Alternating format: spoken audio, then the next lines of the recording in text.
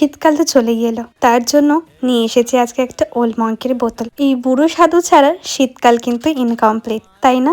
সবার কাছেই মনে হয় এরকম ধারণা তো আছেই, যদিও কলকাতায় সেরকম শীত পড়ে না, বাট স্টিল আমি আজকে নিয়ে এসেছি। আর সো চিয়ার্স সবার সাথে। তো তোমরা কি ভাবছো আমি এটা খাবো? একদমই নয়। তোমরা হয়তো অনেকেই জানো আমি কিন্তু কেক বানাই। ক্রিসমাসে রাম ছাড়া কিন্তু কেক হয় না, তার জন্য আমি এখানে অনেক ড্রাই ফ্রুটস নিয়েছি, সেগুলো সবার আগে চপ করে নিলাম। আর এই যে বুড়ো সাধুটা, সেটাকে আমি এখন ঢালবো। প্রথমে ড্রাই ফ্রুটস গুলো সব মিক্সড করে নিলাম। আমার 25শে ডিসেম্বর অনেকগুলোই কেক বানাতে হবে, সেই অনুযায়ী আমি সব ড্রাই ফ্রুটস কাট করে নিয়ে এখন রামের মধ্যে এই প্রত্যেকটা ড্রাই ফ্রুটস ভিজিয়ে দেবো। কাচের বোতলে অবশ্যই ভেজাতে, আমার অনেক আগেই ভেজানো উচিত ছিল, বাট আমি একটু দেরি হয়ে গেছে আমার ভেজাতে। দুটো শিশে আমার পুরো ভরে গেছে, আর পুরো বোতলটাই আমি ফ্রিজে ভরে রাখলাম। তাহলে দেখা হচ্ছে আবার 25শে ডিসেম্বরের আগে যখন কেক বানাবো, তখন এগুলো কিরকম সোকড হয়ে যায় সেটা তোমাদের সাথে অবশ্যই শেয়ার করব।